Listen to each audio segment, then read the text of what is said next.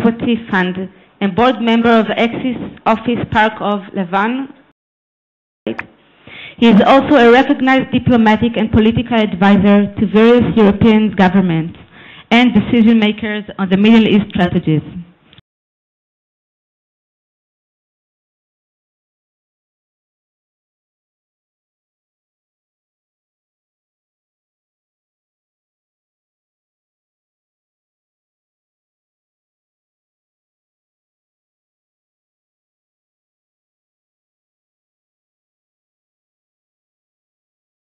Honor to speak at the Herzliya conference, and I have to say that it's going to be hard to say what I have to say after having heard such great speeches, but I'm going to throw myself. I'm coming from a little country called Belgium, which apart from being famous for its chocolates and its chips, its French fries, is also known for the stories our big French neighbors like to tell about the Belgians.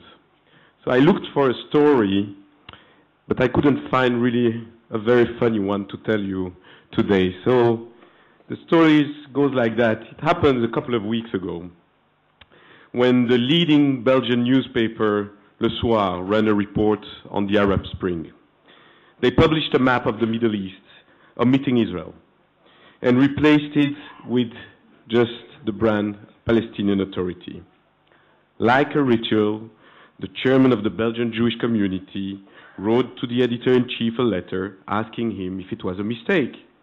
Continuing the ritual, after 2 days of not receiving a response, the CCOJB, the Belgian Jewry umbrella organization, published a very angry press release. Within an hour, the reaction from the editor-in-chief came, arguing that it was a simple mistake and that there was no point anyway in arguing with the Jewish community, which in any case does not respect the newspaper's legitimate criticism of Israel. He wrote to the chairman of the community, "Let it be clear, and let's quit the hypocrisy game.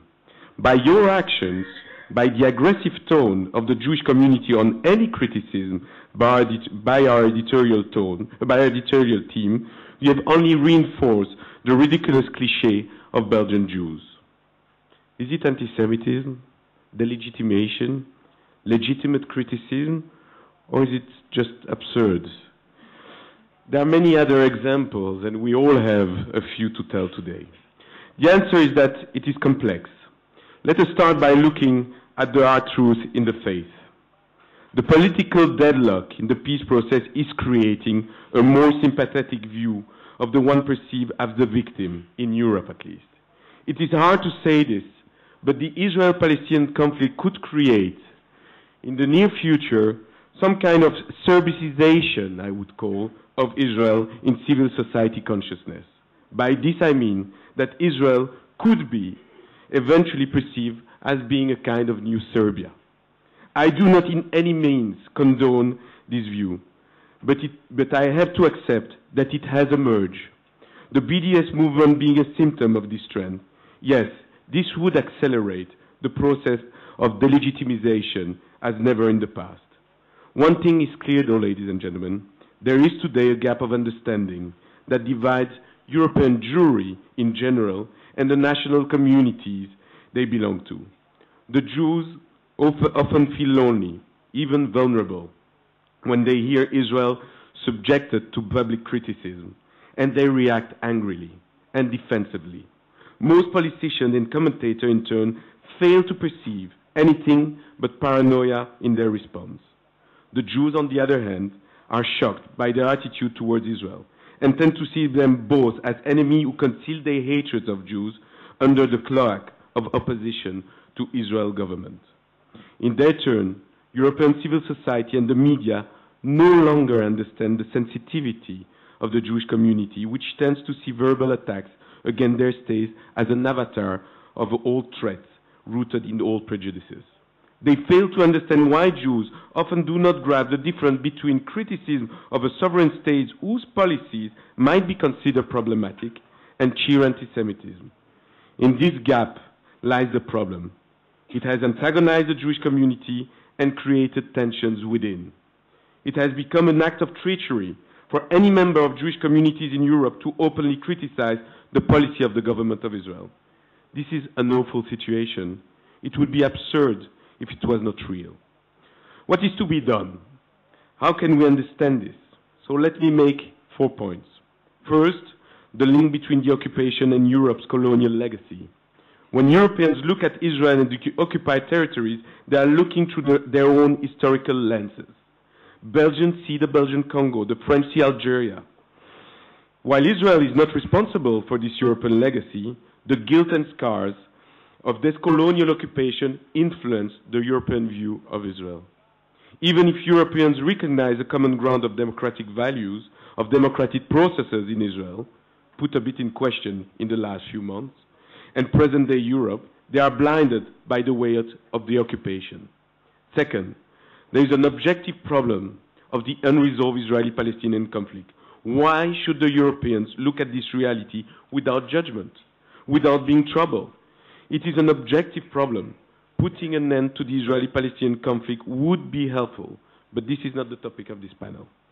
Third, there needs to be recognition of red lines within democratic cultures about what is legitimate criticism of Israel and what is anti-Semitic. We Jews need to be prepared to accept criticism in line with what Israelis themselves direct towards their own government. But similarly, Europeans should be careful not to confuse Israel with Jewish citizens of Europe. Nor should Europeans confuse criticism with xenophobia. By this I mean that Europeans must distinguish between rejection of the policies of an elected Israeli government and denying Jews the freedom of their own state. It is not okay to deny Jews the human right to which every people is entitled. That is anti-Semitism. It is, however, okay to debate how to achieve a solution that will restore the human rights of Palestinians and Israelis.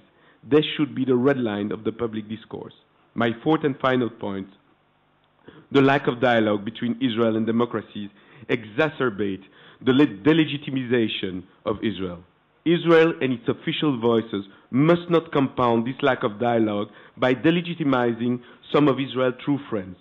The fact is that the liberal, progressive Jews, such as J. Cole and J. Street, are not Israel's enemies. They are Jews who are motivated by Israel's well-being no less than other Israel advocates. Israel should be sophisticated in its advocacy, which means collaborating with AIPAC and J. Cole or J. Street. By communicating in a proactive way, Israel could help changing this trend of isolation instead of assuming that Jewish organizations in the diaspora, and I'm finishing, are proxies.